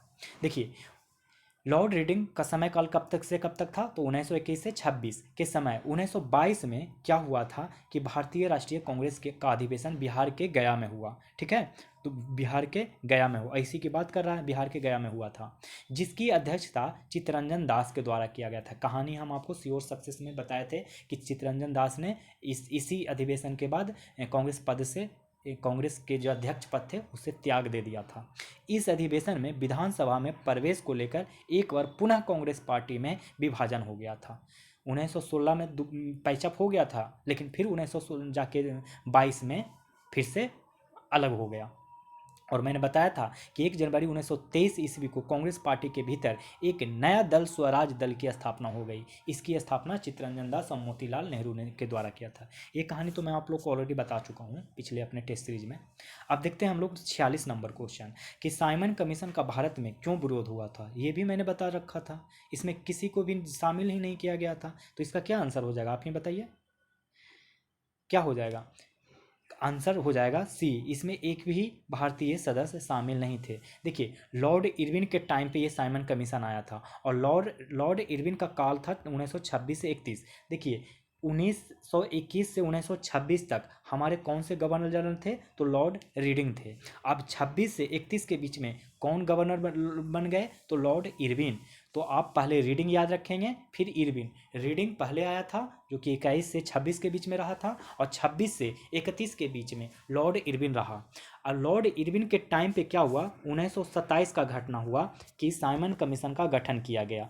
और कहाँ गठन किया गया था, ब्रिटेन में, जो 1928 में भारत आया था। 27 में गठन हुआ, 28 में भारत आया। इस कमीशन में एक भी भारतीय नहीं थे, जिसके वजह से पूरे भारत में इसका विरोध किया गया। इस विरोध के प्रदर्शन के दौरान लाहौर में पुलिस के लाठी से घायल होकर लाला लाजपत राय की मृत्यु हो गई। तो ये कहानी याद रखिएगा। और यहाँ से 2 फैक्ट्स तो पूरा पक्का याद रखिए कि लॉर्ड रीडिंग का समय काल था 1921 से 26, और 26 से 31 लॉर्ड इरविन था। और 31 के बाद वाला भी जैसे जैसे गवर्नर आएगा हम याद करा देंगे आपको। आने दीजिए अगला क्वेश्चन में देखते हैं। अगला क्वेश्चन कह रहा है कि भारतीय संविधान के मसौदे को तैयार करने के लिए सर्वप्रथम किसकी अध्यक्षता में समिति बनाई गई थी, तो वो बनाई गई थी बाल गंगाधर तिलक के समय में। देखिए पंडित मोतीलाल नेहरू, जवाहरलाल नेहरू की बात नहीं कर रहा हूँ, उनके पिताजी मोतीलाल नेहरू की बात कर रहा हूँ। उनकी अध्यक्षता में भारतीय संविधान के मसौदे को तैयार करने के लिए एक 8 सदस्यों वाली समिति बनाई गई। 28 अगस्त 1928 को 28 अगस्त 1928 को यह रिपोर्ट प्रस्तुत की गई, जिसे नेहरू रिपोर्ट कहा जाता है। कोई क्वेश्चन मैं अब आपसे पूछता हूँ कि नेहरू रिपोर्ट कब आया, आप बताएंगे 28 अगस्त 1988। किसकी अध्यक्षता में आया, मोतीलाल नेहरू के अध्यक्षता में। कितने सदस्यों का टीम था, 8 सदस्यों का टीम था। ठीक है, आप याद रखेंगे। सुनिए अगला क्वेश्चन कह रहा है कि निम्नलिखित घटनाओं को सही क्रम में सजाइए। मतलब इन सारे अगर आपको डेट याद रहेगा तो आप सही क्रम में समझा सकते हैं, सरिया सकते हैं। देखिए सबना अवज्ञा आंदोलन आपको पता है कब हुआ था, जल्दी बताइए। सबना अवज्ञा आंदोलन दोस्तों 1930 को हुआ था। कब हुआ था, 1930 को। 6 अप्रैल 1930 को सविनय अवज्ञा आंदोलन हुआ था। और गांधी इरविन समझौता आप लोग को याद है। गांधी इरविन समझौता 5 मार्च 1931 को हुआ था। 5 मार्च 1931 को हुआ था। प्रथम गोलमेज सम्मेलन याद है आपको, आपको याद रखना चाहिए 1930। और भगत सिंह का फांसी आपको याद है, आपको याद होना चाहिए 23 मार्च 1931। और आपको बटलर आयोग याद है, बटलर आयोग दोस्तों 1927 आपको याद रखना है। पूना पैक्ट तो आपको याद होगा 1932। तो देखिए सबसे पहले कौन हुआ, बटलर आयोग हुआ, यानी नंबर 5 1927 में। बटलर आयोग का गठन दोस्तों 1927 में हुआ था। फिर सविनय अवज्ञा आंदोलन हो गया दोस्तों 6 अप्रैल 1930 को, क्योंकि देखिए 30 से रिलेटेड और कोई नहीं है। 6 अप्रैल 1930 को सविनय अवज्ञा आंदोलन, 1927 को बटलर आयोग। तो बटलर आयोग के बाद आ गया 5 और 1, फिर कौन सा हो गया, फिर हो गया प्रथम गोलमेज सम्मेलन। तो फिर कौन सा आ गया प्रथम गोलमेज का, 3 आ गया। तो फिर क्या आ गया प्रथम गोल के बाद गांधी इरविन, और गांधी इरविन कौन सा हो गया, तो 2 हो गया, 5 1 3 और 2 4 6, 2 4 6। ये याद रखेंगे। आप एक बार फिर से देख लीजिए, हम याद करा देते हैं, आप याद करिएगा। स्क्रीन को मत देखिए, आप बस सुनिए। बटलर आयोग का गठन 1927 को हुआ। बटलर आयोग का गठन 1927 को हुआ। सविनय अवज्ञा आंदोलन 6 अप्रैल 1930 को हुआ। सविनय अवज्ञा आंदोलन 6 अप्रैल 1930 को हुआ। प्रथम गोलमेज सम्मेलन आपको याद रखना है नवंबर 1930 से लेकर जनवरी 1931 तक। नवंबर 1930 से जनवरी 1931, नवंबर 1930 से जनवरी 1931 प्रथम गोलमेज सम्मेलन हुआ था। गांधी इरविन समझौता 5 मार्च 1931। गांधी इरविन समझौता 5 मार्च 1931। गांधी इरविन समझौता 5 मार्च 1931। भगत सिंह को फांसी कब मिला, 23 मार्च 1931। भगत सिंह को फांसी कब मिला, तो 23 मार्च 1931। पुना पैक्ट कब हुआ, 1932। पुना पैक्ट कब हुआ, 1932। आप इस चीज को नोट्स बना लें। अब दिखाता हूँ आपको अगला सवाल क्या है। अगला सवाल कह रहा है कि अष्ट प्रधान के बारे में निम्नलिखित सत्य कथन को, निम्नलिखित में से सत्य कौन नहीं है, जो पहचाने कर रहा है, सत्य नहीं, नहीं के बारे में पूछ रहा है। तो देखिए पहला, यह 8 मंत्रियों का एक परिषद था, तो बिल्कुल जी, हाँ जी, परिषद था ही। मंत्रियों में कोई विशेष अधिकार नहीं था, मंत्रियों को कोई विशेष अधिकार नहीं था क्या? ऐसा हो सकता है कि, तो फिर अष्ट प्रधान का मतलब ही क्या हुआ? तो ये बात भी सही है। तीसरा नंबर, मंत्रियों से परामर्श लेने के लिए शिवाजी बाध्य नहीं थे, शिवाजी बाध्य नहीं थे, ये बात तो सही है। भाई मंत्री रखे हुए हैं, आप जो बोलेंगे सुनेंगे, लेकिन हम आप ही की बात मानेंगे, ये कोई जरूरी नहीं है। जैसे आर्टिकल 143 के तहत क्या कहता है, कहा 143 आर्टिकल में जो आज भारतीय संविधान है उसमें ये कहता है कि सुप्रीम कोर्ट प्रेसिडेंट को सलाह दे सकते हैं, लेकिन वो सलाह प्रेसिडेंट महोदय मान ही लें, इसका कोई जिक्र नहीं है। नहीं मान सकते, नहीं माने, नहीं मानेंगे, समझ गए। उसी प्रकार से लास्ट में कह रहा कि मंत्री के पद आनुवंशिक होते हैं, मैंने बेटा मंत्री का बेटा मंत्री बनेगा, ये बात बिल्कुल गलत है दोस्तों। इसलिए आंसर पूछ रहा है कि सत्य नहीं है, तो केवल 4 नहीं है दोस्तों, तो आंसर डी। वर्ष 1933 में निम्नलिखित में से किसने कहा कि एक राजनीतिक नेता के रूप में महात्मा गांधी असफल रहे? किसने कहा था दोस्तों? तो ये है ऑप्शन ई। क्यों है ऑप्शन ई, जरा देखिए। सविनय अवज्ञा आंदोलन के पश्चात 1933 ईस्वी में सुभाष चंद्र बोस एवं विट्ठल भाई पटेल ने घोषणा की कि महात्मा जी एक राजनीतिक नेता के रूप में असफल रहे। विट्ठल भाई पटेल सरदार वल्लभ भाई पटेल के बड़े भाई थे। आपको पिछले श्योर सक्सेस वाला में बताया था कि विट्ठल भाई पटेल कौन है, तो वो सरदार वल्लभ भाई पटेल के बड़े भैया थे। और सविनय अवज्ञा आंदोलन के पश्चात 1933 का घटना है, जिसमें सुभाष चंद्र बोस और विट्ठल भाई पटेल ने घोषणा कर दिया था। किसने किसने? सुभाष चंद्र बोस और विट्ठल भाई पटेल ने कहा कि वो राजनीतिक नेता के रूप में महात्मा गांधी क्या रहे, असफल हो गए। अब देखिए कॉमन नंबर, निम्नलिखित में से किसने 1839 में कलकत्ता में तत्वबोधिनी सभा की स्थापना की?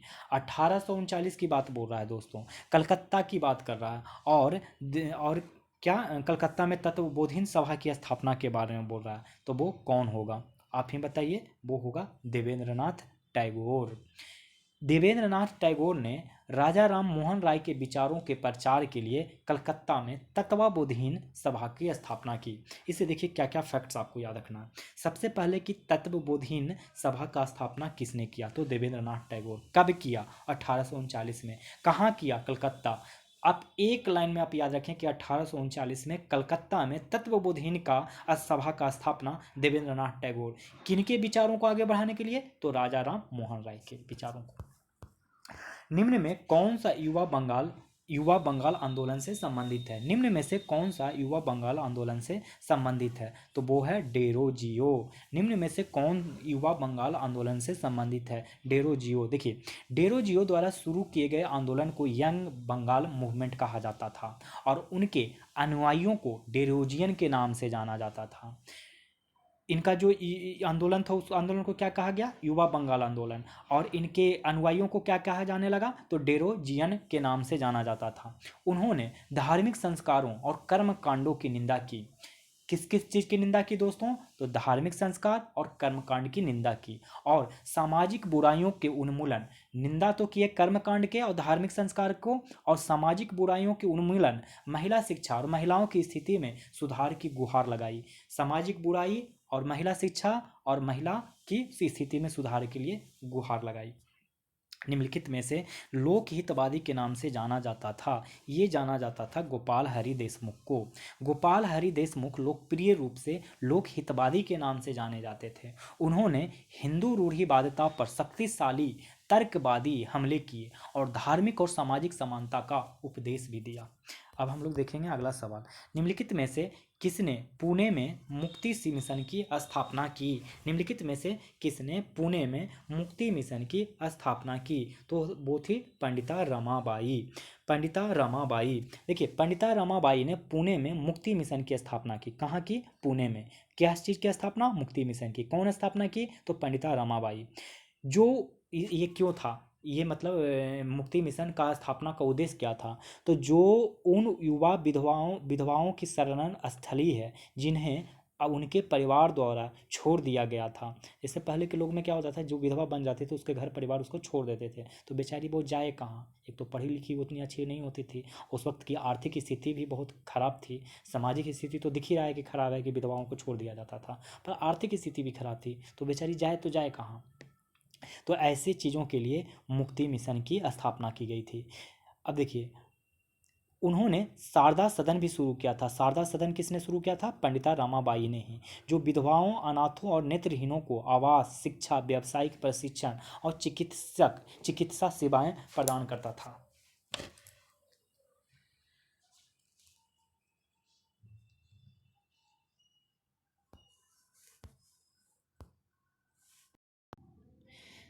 सिंह सभा आंदोलन के संदर्भ में निम्नलिखित में से कौन सा कथन सही है? तो इसका कथन ई ऑप्शन होगा। देखिए क्यों?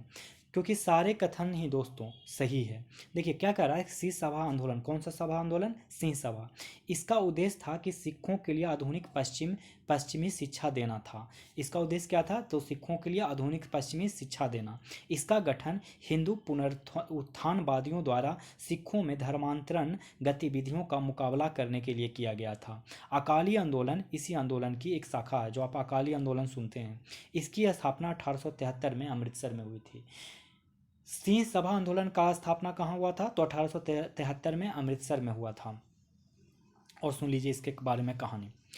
और कहानी क्या है कि सिंह सभा आंदोलन एक सिख आंदोलन था जो 1870 के दशक में पंजाब में ईसाइयों, ब्राह्मण समाजियों, आर्य समाज, मुस्लिम अलीगढ़ आंदोलन और अहमदिया की धर्मांतरण गतिविधियों की प्रतिक्रिया में शुरू हुआ था।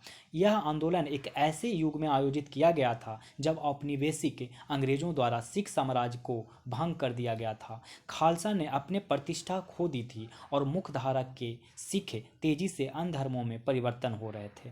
ठीक है, अब अगला सवाल। अगला सवाल कह रहा है कि निम्नलिखित जोड़ी में सही जोड़ी बताना है। तो इसका सही जोड़ी हो जाएगा दोस्तों कि हिंदू उत्तराधिकार नियम 1956 में आया था। ठीक है, हिंदू उत्तराधिकार नियम कब आया था? तो 1956 में आया था। अब अगला सवाल देखते हैं। निम्नलिखित में से किस आदिवासी विद्रोह को बंकिम चंद्र चटर्जी ने अपने उपन्यास आनंद मठ के माध्यम से प्रसिद्ध किया? तो वो था सन्यासी विद्रोह।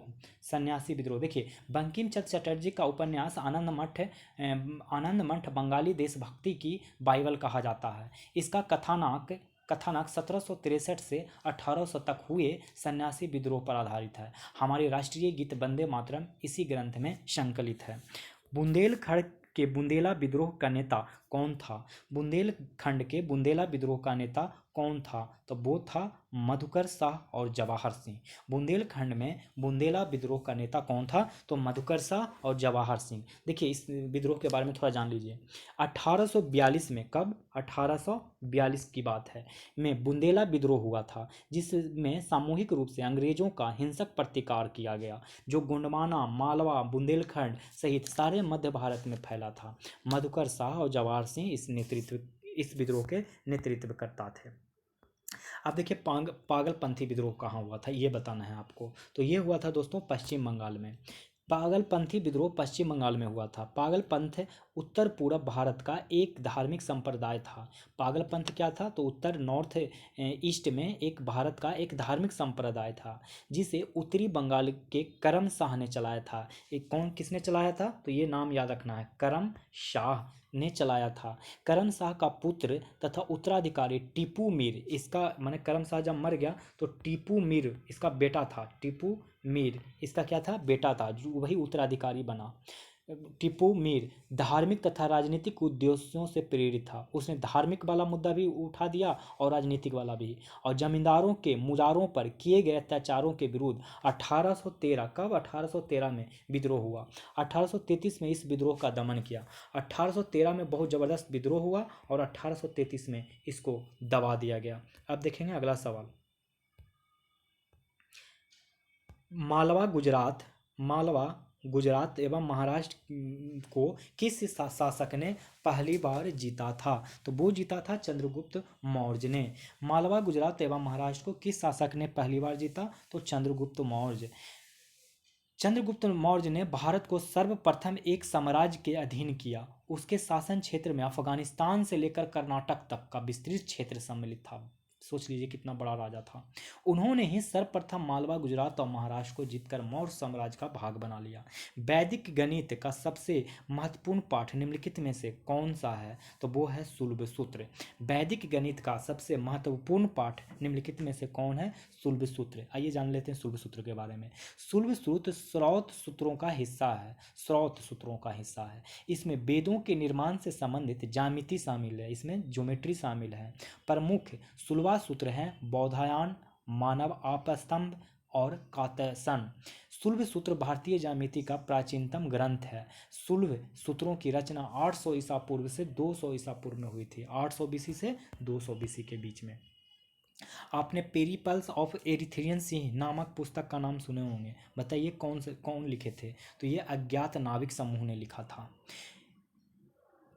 ऐसा अनुमान है कि इसकी रचना नाविकों के किसी समूह द्वारा की गई। इस पुस्तक में पहली शताब्दी के दौरान होने वाले समुद्री व्यापारी की चर्चा है। अब अगला सवाल हम लोग देखेंगे इस सेट का। अब है, बढ़ते हैं अगले सवाल में। किस पुस्तक की रचयिता कालिदास हैं? कालिदास कौन से पुस्तक के रचयिता हैं? बताइए। वो हैं ऋतु हंसराज के, ऋतु संहारम के कालिदास हैं। कालिदास कौन थे दोस्तों? तो वो चंद्रगुप्त द्वितीय के, यानी जिनको विक्रमादित्य कहते हैं, उनके नवरत्नों में से एक थे। अब देखिए उनकी कुछ रचना है, वो रचना आप याद रखिएगा। एक तो आप ऋतु संहारम याद रखिएगा, एक याद रखिए मालविका गृमित्रम, ऋतु संहारम तो ये अभी बताया ही। रघुवंशम याद रखिए, मेघदूतम याद रखिए, कुमार संभवम याद रखिए और अभिज्ञान शकुंतलम। एक बार फिर से बोलता हूँ, आप सुनिएगा। कुमार संभवम, मेघदूत, कुमार संभवम, मेघदूत, रघुवंशम, ऋतु संहारम, मालविका गृमित्रम, अभिज्ञान शकुंतलम। ये सारे कालिदास के रचना है। खादानों की कृषि सर्वप्रथम कब प्रारंभ हुई? ये दोस्तों प्रारंभ हुई थी नवपाषाण काल में। इसी काल में ही जौ एवं गेहूं की वन किस्मों की खेती के लिए योग्य बनाया गया। ठीक है। अब देखते हैं अगला। नचिकेता आख्यान का उल्लेख किसमें मिलता है? नचिकेता आख्यान का उल्लेख किसमें मिलता है? वो मिलता है कठोपनिषद में। कठोपनिषद में नचिकेता आख्यान का उल्लेख कहाँ मिलता है? तो कठोपनिषद में। मूर्ति पूजा का आरंभ कब से माना जाता है? तो वो माना जाता है पूर्व आर्य काल से। मूर्ति पूजा का आरंभ कब से माना जाता है? तो पूर्व आर्य काल से। देखिए मूर्ति पूजा का आरंभ पूर्व आर्य काल से माना जाता है। सिंधु सभ्यता से मूर्ति पूजा प्रचलित थी। इसके साक्ष्य मोहनजोदड़ो से प्राप्त एक मुहर पर अंकित देवता की आकृति के साथ अनेक सैंधव पुरास्थलों से प्राप्त मातृदेवी की पूर्ण मृण मूर्तियां हैं। ठीक है। अब अगला सवाल। द्वार समुद्रम किस राजवंश की राजधानी थी? ये तो बहुत ही आसान है, होयसल। द्वार समुद्रम किसकी राजधानी है? तो होयसल। यह कहाँ है होयसल? तो कर्नाटक में है। अशोक के शिलालेखों को सर्वप्रथम किसने पढ़ा था? ये बहुत ही आसान है क्वेश्चन दोस्तों, बताइए। जेम्स प्रिंसप ने पढ़ा था। अशोक के लेख को सर्वप्रथम किसने पढ़ा? तो जेम्स प्रिंसप ने। अब सुनिए, मौर्य सम्राट अशोक के इतिहास की संपूर्ण जानकारी उसके अभिलेखों से मिलती है। यह माना जाता है कि अशोक के अभिलेखों की प्रेरणा ईरान के शासक डेरियस से मिली थी। ईरान के शासक डेरियस आप याद रखेंगे। ये डेरियस ही पहले था कि आलेख लिखता था, माने शिलालेख पे मिला था। अशोक के लगभग 40 अभिलेख प्राप्त हुए हैं। अशोक के कितने अभिलेख प्राप्त हुए हैं? तो 40। ये कौन से लिपि में लिखे गए हैं? जो लिपि याद रखिएगा, ब्राह्मी, खरोष्ठी और आर्मेइक ग्रीक लिपि। ब्राह्मी, खरोष्ठी और आर्मेइक लिपि में मिला है। सम्राट अशोक के ब्राह्मी लिपि में लिखित संदेश को सर्वप्रथम अलेक्जेंडर कनिंघम के सहकर्मी जेम्स प्रिंसेप ने पढ़ा। अशोक के अभिलेखों को 3 भागों में विभाजित किया जाता है, शिलालेख, स्तंभलेख और गुहालेख। शिलालेख, स्तंभलेख और गुहालेख 3 भागों में विभाजित किया जाता है। तारीखे शेर शाही की रचना किस शासक के समय हुई? तो वो हुई थी अकबर। तारीखे शेर शाही अकबर के आदेश पर अब्बास खां शेरवानी द्वारा लिखी गई। किसके द्वारा लिखी गई तारीखे शेर शाही? तो अब्बास खां शेरवानी द्वारा लिखी गई। यह शेर शाह के शासन और प्रशासनिक कार्यों की जानकारी का सबसे महत्वपूर्ण स्रोत है। शुद्ध अरबी सिक्के चलाने वाला प्रथम तुर्क सुल्तान कौन था? तो वो था इल्तुतमिश। पर शुद्ध अरबी सिक्के चलाने वाला प्रथम सुल्तान कौन था? इल्तुतमिश, जिसने सिक्कों पर टकसाल के नाम लिखने की परंपरा शुरू करवाया था। दीवाने अमीर कोही का संबंध निम्न में से किससे है? तो ये है संबंध कृषि से। कृषि से मोहम्मद बिन तुगलक ने कृषि से संबंधित एक नए विभाग दीवाने कोही यानी कि दीवान ए अमीर कोही की स्थापना की थी। ठीक है। पाल साम्राज्य की स्थापना का श्रेय किसे दिया जाता है? तो वो गोपाल को दिया जाता है। पाल साम्राज्य का श्रेय किसको दिया जाता है? गोपाल को। पाल साम्राज्य का जो उत्पत्ति देखा जाता है वो 8वीं शताब्दी से 12वीं शताब्दी के बीच हुआ था। यह एक राजवंश था जिसने बिहार और बंगाल क्षेत्रों को नियंत्रित किया था। गोपाल ने ये जो गोपाल है वो 750 से 770 तक इस साम्राज्य की स्थापना की। पाल शासकों ने कला एवं शिक्षा का प्रश्रय दिया। कला और शिक्षा, देखिए आज भी वेस्ट बंगाल में शिक्षा बहुत है और कला भी है। बिहार बंगाल के क्षेत्र में कांस्य प्रतिमाओं का निर्माण पाल शासकों के काल में आकर्षक तरीके से हुआ। इसके अलावा विक्रमशिला बौद्ध शिक्षा सहित कई अन्य महाविहारों की स्थापना हुई। अब देखते हैं अगला सवाल, क्वेश्चन नंबर 73।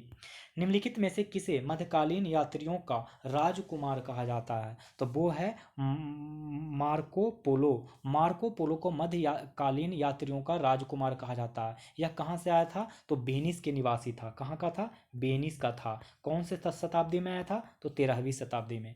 तुतीनामा के चित्रकार की प्रमुख कृति है? तो वो है दसवंत। तुतीनामा किस चित्रकार के प्रमुख कृति है? तो दसवंत। दसवंत अकबर कालीन चित्रकारों में सर्वश्रेष्ठ एवं अग्रणी चित्रकार था। किसके काल का था दसवंत? तो अकबर का। तुतीनामा नामा एवं खानदान एवं तैमूरिया इसकी प्रमुख कृति है।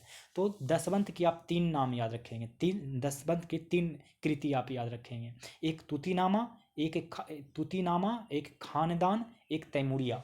खानदान और तैमूरिया।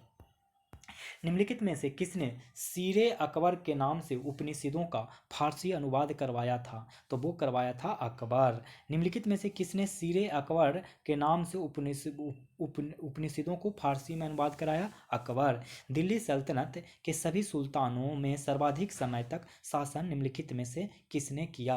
तो वो किया बहलोल लोदी। दिल्ली सल्तनत के सभी सुल्तानों में सर्वाधिक समय तक शासन निम्नलिखित में से किसने किया? बहलोल लोदी। बहलोल लोदी का शासनकाल था 1451 से 1489 के बीच में। भारत छोड़ो आंदोलन के दौरान जयप्रकाश नारायण साथियों समेत जेल से भागने में कामयाब रहे। तो वो हजारीबाग सेंट्रल जेल से भागने में कामयाब रहे। देखिए, भारत छोड़ो जब आंदोलन शुरू होते ही जयप्रकाश नारायण को गिरफ्तार कर लिया गया था और हजारीबाग सेंट्रल जेल भेज दिया गया था। जेल से 9 नवंबर 1942 दीपावली की रात जयप्रकाश नारायण ने अपने साथियों के समेत भाग निकले। अब भाग कर नेपाल पहुंचकर उन्होंने आज़ाद दस्ता का गठन कर दिया। किसका? आज़ाद दस्ता का। इनके कौन कौन साथी थे? कुछ साथी का नाम सुन लीजिए। रामानंद मिश्र, योगेंद्र शुक्ला, गुलाब चंद्र गुप्त, सूरज नारायण सिंह, ये सब थे। दिल्ली सल्तनत के किस सुल्तान ने मुंगेर के क्षेत्र को बिहार एवं बंगाल की सीमा रेखा निर्धारित की? तो वो सिकंदर लोदी था। दिल्ली सल्तनत के किस सुल्तान ने मुंगेर के क्षेत्र को बिहार एवं बंगाल के सीमा रेखा को निर्धारित किया? तो सिकंदर लोदी। बिहार से प्रकाशित होने वाले किसी समाचार पत्र के संपादक को हटाकर ब्रिटिश प्रशासन ने कनिंघम को संपादक नियुक्त किया था। तो वो था बिहार से प्रकाशित होने वाले किस समाचार पत्र के संपादक को हटाकर ब्रिटिश प्रशासन ने कनिंघम को संपादक नियुक्त किया था? बिहारी। असहयोग आंदोलन के दौरान किस बिहारी ने राय साहब की उपाधि लौटा दी और अब दैनिक मजिस्ट्रेट के पद से इस्तीफा दे दिया? तो वो था महेंद्र प्रसाद। राजेंद्र प्रसाद के भाई थे राय साहब महेंद्र प्रसाद। महेंद्र प्रसाद किसके भाई थे? तो राजेंद्र प्रसाद के। ने असहयोग आंदोलन के दौरान राय साहब की उपाधि लौटा दी। इनका पूरा नाम था राय साहब महेंद्र प्रसाद। और जब यह असहयोग आंदोलन हुआ ना तो राय साहब पद को लौटा दिए और अब दैनिक मजिस्ट्रेट के पद से इस्तीफा। ये मजिस्ट्रेट थे जिन्होंने इस पद से भी इस्तीफा दे दिया। इस आंदोलन के दौरान कई अधिकारियों ने त्यागपत्र दिया और छात्रों ने स्कूल कॉलेजों को छोड़ दिया। ठीक है, देखेंगे हम 81 नंबर को क्वेश्चन को। 81 नंबर क्वेश्चन कर रहा है दोस्तों कि हाल ही में कौन सा देश एससीओ का 9वां सदस्य बन गया है? तो वो बन गया है ईरान। हाल ही में कौन सा देश 9वां सदस्य बन गया है एससीओ का? तो वो बन गया है ईरान। देखिए, ओलंपिक 2020 के पदक विजेता एवं संबंधित खेल से मिलान कौन सा सही नहीं है? सही नहीं के बारे में पूछ रहा है, तो ऑप्शन हो जाएगा ई। देखिए, बी और सी को देखिए ध्यान से। बी कह रहा है रवि कुमार दहिया ने कुश्ती में 65 किलोग्राम फ्री स्टाइल में जीता था, ये गलत कह रहा है। बजरंग पुनिया के बारे में बोल रहा है कि 57 किलोग्राम फ्री स्टाइल में जीता था, ये गलत बोल रहा है। लेकिन इसीलिए ऑप्शन ई हो जाएगा। लेकिन मीराबाई चानू भारतीय भारोत्तोलन 49 किलोग्राम वर्ग में जीता था, ये सही है। लवलीना के बारे में बता रहा है बुरगोहेन के बारे में कि मुक्केबाजी के 64 से 69 किलो वर्ग में जीता था, ये बात भी सही है। रवि कुमार दहिया के बारे में जो ओरिजिनल आंसर है वो है कि 57 किलोग्राम वर्ग में जीता था, और 65 किलोग्राम वर्ग में बजरंग पुनिया ने जीता था। तो आप शायद आप लोग को याद हो गया होगा। भारत की ओर से 201 दिवसीय अंतर्राष्ट्रीय क्रिकेट मैचों में कप्तानी करने वाले विराट कोहली हैं। कौन से नंबर के कप्तान हैं? तो वो तीसरे नंबर के कप्तान हैं। संयुक्त राष्ट्र यूएनए के महासचिव पद पर निम्न में से किसे दोबारा से सर्वसम्मति से चुना गया है? तो वो एंटोनियो गुटेरस को चुना गया है। संयुक्त राष्ट्र यूएनए के महासचिव पद पर निम्न में से किसे दोबारा से सर्वसम्मति से चुना गया है? तो वो हैं एंटोनियो गुटेरस। निम्न में से कौन सा महिला खिलाड़ी टेस्ट मैच के दोनों पारियों में अर्धशतक बनाने वाली पहली भारतीय एवं दुनिया की चौथी बल्लेबाज बन गई है? तो वो बन गई है शेफाली वर्मा। निम्न में से कौन सी महिला खिलाड़ी टेस्ट मैच के दोनों पारियों में अर्धशतक बनाने वाली पहली भारतीय एवं दुनिया की चौथी बल्लेबाज बन गई है? शेफाली वर्मा। कनाडा के प्रधानमंत्री जस्टिन ट्रूडो देश के सुप्रीम कोर्ट में पहले किस अश्वेत व्यक्ति और भारतवंशी को जज के रूप में नामित किया है? तो वो नामित किया है महमूद जमाल।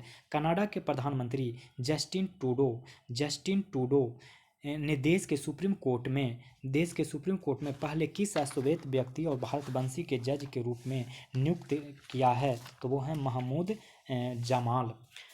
कि हाल ही में किस अफ्रीकी देश में 1098 कैरेट की दुनिया के तीसरे सबसे बड़े डायमंड की खोज की गई है? तो वो है बोत्सवाना।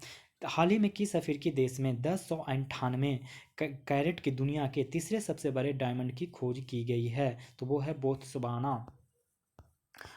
बोत्सवाना। अब देखिए अगला क्वेश्चन, विश्व शरणार्थी दिवस वर्ल्ड रिफ्यूजी डे निम्न में से किस दिन मनाया जाता है? तो वो मनाया जाता है 20 जून को। विश्व शरणार्थी दिवस कब मनाया जाता है? 20 जून को। निम्न में से किस देश ने बिटकॉइन को कानूनी मान्यता देने वाला दुनिया का पहला देश बन गया है? El Salvador. निम्न में से किस देश ने बिटकॉइन को कानूनी मान्यता देने वाला दुनिया का पहला देश बन गया है? तो अल साल्वाडोर। निम्न में से किस अंतर्राष्ट्रीय बॉक्सर एवं 1998 में एशियाई खेलों के स्वर्ण पदक विजेता का निधन हो गया है? तो वो हो गया है डिंको सिंह। निम्न में से किस अंतर्राष्ट्रीय बॉक्सर एवं 1998 एशियाई खेलों के स्वर्ण पदक विजेता का निधन हो गया है? डिंको सिंह। निम्न में से किस राज्य सरकार ने असंगठित क्षेत्रों के श्रमिकों के लिए ई निर्माण पोर्टल एवं मोबाइल ऐप को लॉन्च किया है? तो वो लॉन्च किया है गुजरात ने। निम्न में से किस राज्य सरकार ने असंगठित क्षेत्रों के श्रमिकों के लिए ई निर्माण पोर्टल एवं मोबाइल ऐप को लॉन्च किया है? गुजरात। विश्व बैंक ने भारत की अर्थव्यवस्था को 2022 में कितने प्रतिशत की दर से बढ़ने का अनुमान लगाया है? तो वो अनुमान लगाया है 7.5%। विश्व बैंक ने भारत की अर्थव्यवस्था को 2022 में कितने प्रतिशत की दर से बढ़ने का अनुमान लगाया है? 7.5%। किस राज्य की वाटर ब्यूरियल को 67वें राष्ट्रीय फिल्म पुरस्कार 2021 में पर्यावरण संरक्षण पर सर्वश्रेष्ठ फिल्म राष्ट्रीय पुरस्कार मिला? अरुणाचल प्रदेश।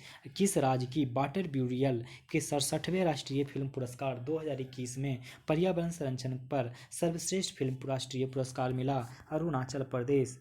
भारतीय रिजर्व बैंक ने विश्व वीर आहूजा को किस बैंक के प्रबंध निदेशक और सीईओ के रूप में नियुक्ति करने को मंजूरी दी है? तो वो दी है आरबीएल बैंक।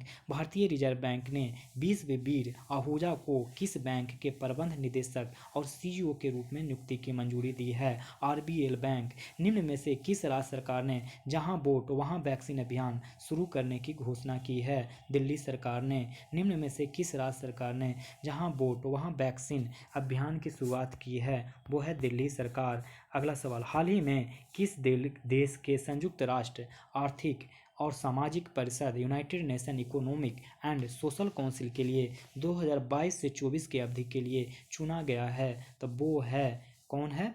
भारत। हाल ही में किस देश को संयुक्त राष्ट्र आर्थिक और सामाजिक परिषद के लिए 2022 से 24 के लिए अवधि के लिए चुना गया है? भारत। निम्नलिखित में से कौन वर्ष 2021 में रामसर सूची में शामिल होने वाली भारत की आर्द्रभूमि नहीं है? तो वो नहीं है इनमें से कोई नहीं। क्यों? क्योंकि देखिए, दिए गए सभी जितना आर्द्रभूमि स्थल है रामसर सूची विषय में 2021 में शामिल किए गए हैं। सुल्तानपुर राष्ट्रीय उद्यान भी शामिल किया गया है, सुल्तानपुर राष्ट्रीय भिंडीवास वन्यजीव अभयारण्य जो कि हरियाणा में है, बांधवाना आर्द्रभूमि एवं थोल झील अभयारण्य गुजरात में है। बांधवाना और थोल कहाँ है? तो गुजरात में है। और सुल्तानपुर राष्ट्रीय भिंडवासा कहाँ है? तो हरियाणा में। ये दोनों हरियाणा में है और ये दोनों गुजरात में है। तो आप इस चीज़ को याद रखेंगे। निम्न में से किस राज्य सरकार ने आर्थिक रूप से कमजोर SC ST एवं अति पिछड़ा वर्ग के विद्यार्थियों के लिए मुख्यमंत्री अनुपूरक कोचिंग योजना का शुभारंभ किया है? तो वो किया है राजस्थान ने।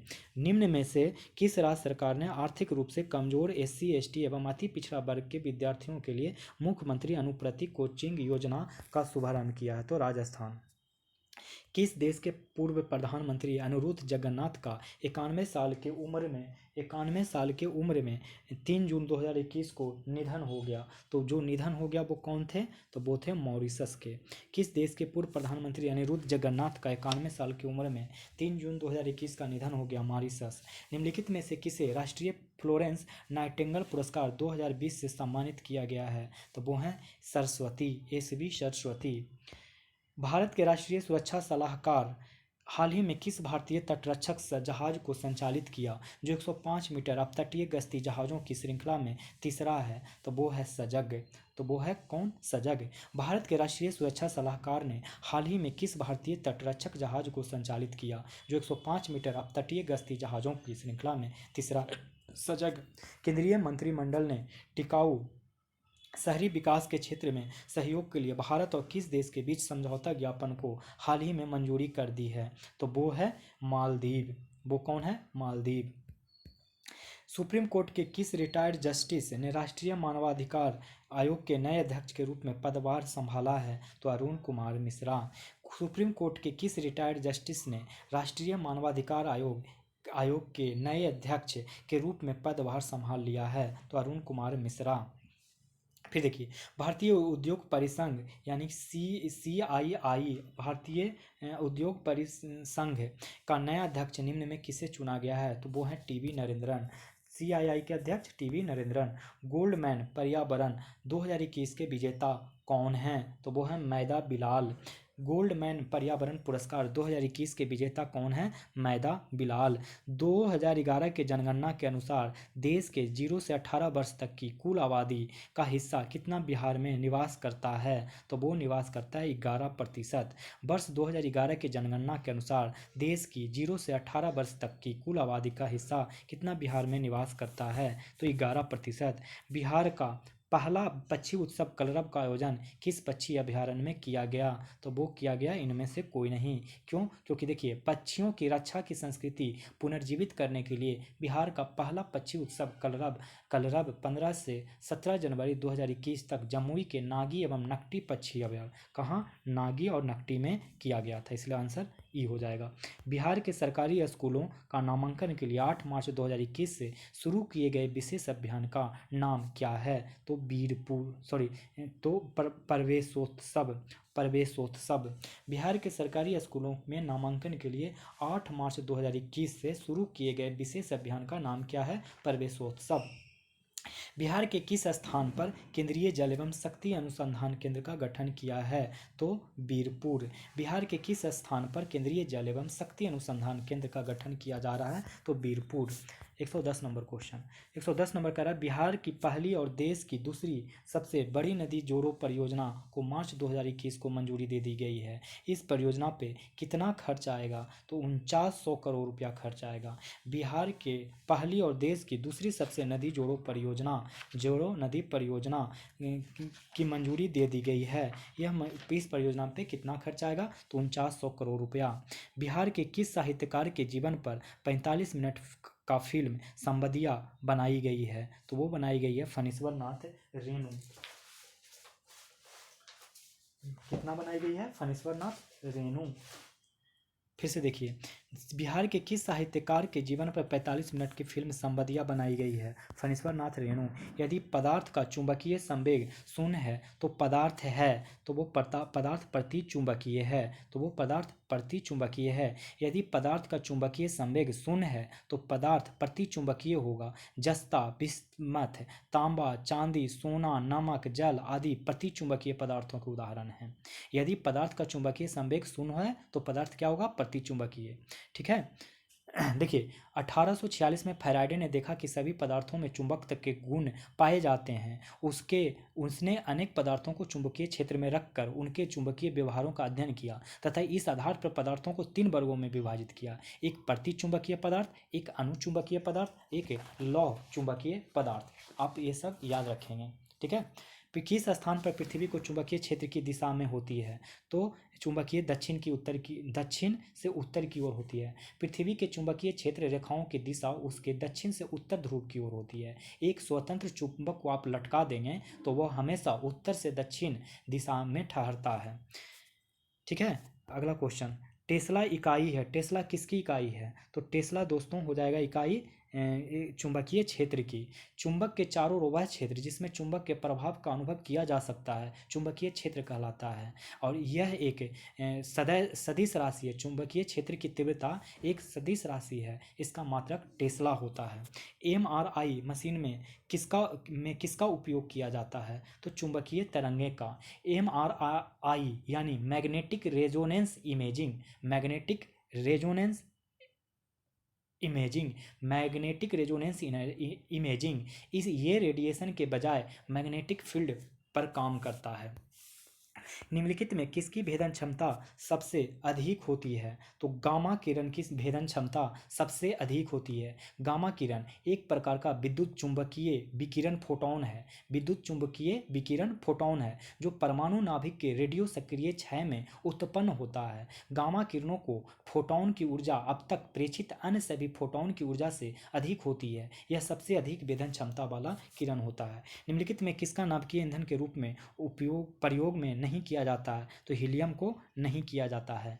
निम्नलिखित में से किसका नाभिकीय ईंधन के रूप में प्रयोग नहीं किया जाता? हीलियम। बाकी सबको किया जाता है। यूरेनियम के रेडियोधर्मी विघटन का अंतिम उत्पाद क्या है? तो वो कुछ भी होगा, सीसा। जब भी रेडियोधर्मी बोले ना, उसका विघटन होकर सबसे लास्ट में सीसा ही बचता है। लास्ट उत्पाद उसका सीसा ही होता है। अंतरिक्ष में भेजा गया भारत का प्रथम उपग्रह क्या था? तो वो था आर्यभट्ट।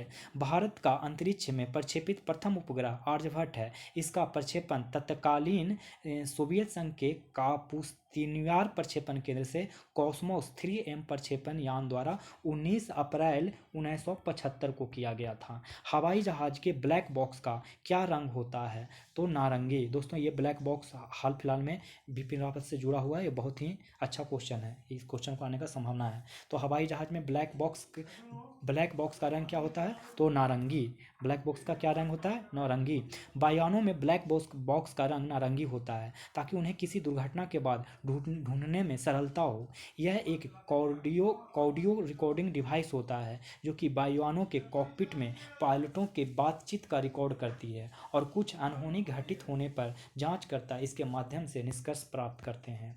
जंतु वसा में समानतः क्या होता है? जंतु वसा में समानतः क्या होता है? तो वो होता है संतृप्त वसा अम्ल।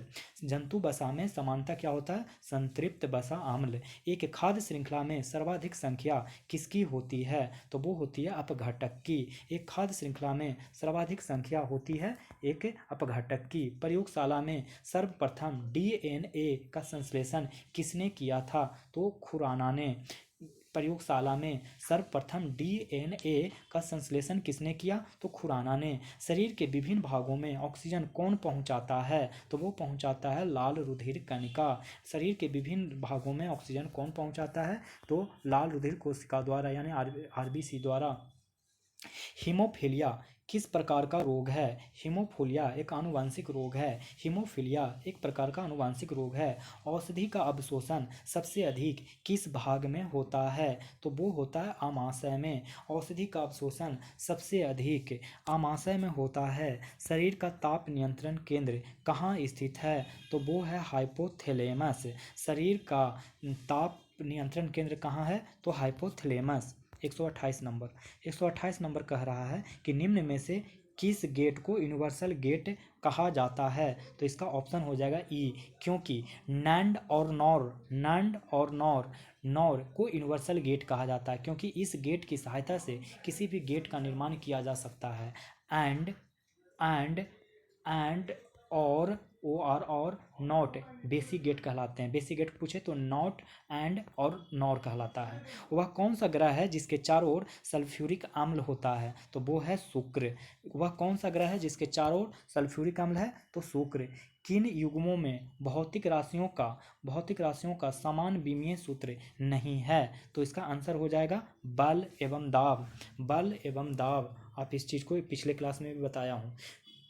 तुतिया या नीला थोथा के नाम से जाना जाता है, तो वो जाना जाता है CuSO4.5H2, जिसको पढ़ेंगे क्यूप्रिक सल्फेट। इसी को ही तुतिया या नीला थोथा के नाम से जाना जाता है। ठीक है।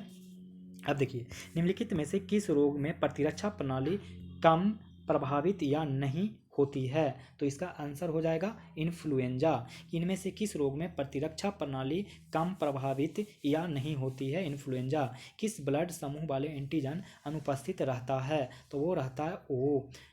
रक्त समूह ओ वाले एंटीजन अनुपस्थित रहता है। ए में ए एंटीजन, बी में बी एंटीजन, ए बी में ए एंटीजन तथा बी एंटीजन रहता है। जिनका ब्लड ग्रुप ए रहेगा उसका एंटीजन ए होगा, जिसका ब्लड ग्रुप बी होगा उसका एंटीजन भी बी होगा, इस तरीके से। तो आइए, किस साइंटिस्ट ने माइटोकॉन्ड्रिया का नामकरण किया था? तो ये जो नामकरण किया था तो कार्ल एंड बेंद्रा ने। किस साइंटिस्ट ने माइटोकॉन्ड्रिया का नामकरण किया था? तो कार्ल एंड बेंदा ने। सोडियम एसीटेट को सोडियम लाइम के साथ गर्म करने पे कौन सी गैस उत्पन्न होती है? तो वो है मीथेन। जब सोडियम एसीटेट को सोज लाइम के साथ गर्म किया जाएगा तो मीथेन गैस उत्पन्न होगा। इनमें से अम्लों के स्रोत को सही मिलान करना है, तो इसका सही मिलान में ऑप्शन ई हो जाएगा, जिसका रीजन है कि ए और डी असत्य है, बाकी बी और सी सत्य है। तो देख लीजिए, एसिटिक एसिड का जो सही स्रोत है वो है विनेगर। बेंजोइक एसिड का जो सही है बेंजोइक एसिड का तो घास पत्ती एवं यूरिन में भी पाया जाता है। चींटी में फॉर्मिक एसिड पाया जाता है। चींटी में क्या पाया जाता है? Formic acid. देखिए, एसिटिक एसिड में विनेगर। ए और डी क्वेश्चन ऑप्शन सही था। टार्टेरिक, ए और डी मतलब ऑप्शन गलत है, बाकी बी और सी सही है। अगला सवाल, इनमें से एल्युमिनियम का अयस्क कौन है दोस्तों? तो इसका ऑप्शन हो जाएगा ई। क्यों? क्योंकि देखिए, बॉक्साइट और क्रायोलाइट और कोरंडम, इसके साथ साथ कोरंडम भी एल्यूमिनियम का मुख्य अयस्क है। मैग्नेटाइट जो देख रहे हैं वो आयरन का अयस्क है। तो जर्मन सिल्वर किसका मिश्रण है दोस्तों? इसका भी आंसर ई हो जाएगा, क्योंकि German silver copper, zinc, nickel का मिश्रण है। इसका प्रयोग बर्तन एवं मूर्ति बनाने में होता है। कॉपर जिंक और निकेल का मिश्रण होता है, जो कि ऑप्शन में नहीं है। सोडा ग्लास में मुख्य रूप से कौन कौन मिश्रित होता है? तो वो इसका भी ऑप्शन ई हो जाएगा। क्यों? क्योंकि देखिए, सोडा ग्लास में मुख्य रूप से सोडियम कार्बोनेट, कैल्शियम कार्बोनेट, एवं silica, sodium carbonate, calcium carbonate और सिलिका मुख्य रूप से पाया जाता है। इसका प्रयोग कहाँ होता है? तो ट्यूबलाइट में, बोतल में, घरेलू बर्तन में, प्रयोगशाला के उपकरण में होता है। लाल रक्त कोशिका का जीवन काल कितना है दोस्तों? तो 120 दिन है। लाल रक्त कणिकाओं का जीवन काल कितना है? तो 120 दिन। तो इस तरीके से 140 नंबर क्वेश्चन खत्म हो गया दोस्तों। यहाँ से मैथ के क्वेश्चन हो गए हैं। आप इस सारे क्वेश्चन को बना के और मुझे कमेंट बॉक्स में इसके आंसर भेजेंगे। अब आप लोग अच्छे से पढ़ाई करते रहें, एग्ज़ाम बहुत नज़दीक ही है, बहुत ही जल्द होने वाला है। आप लोग को बहुत बहुत शुभकामनाएँ हैं, पढ़ते रहिए अच्छे से। अगर वीडियो अच्छा लग रहा हो तो लाइक करें और सब्सक्राइब भी करें अगर चैनल पे नए हो तो, और दोस्तों को भी शेयर करें। अपना व्यक्तित्व इस प्रकार बनाएं कि इस महिलाएं आपके साथ होने से सुरक्षित महसूस करें। धन्यवाद दोस्तों।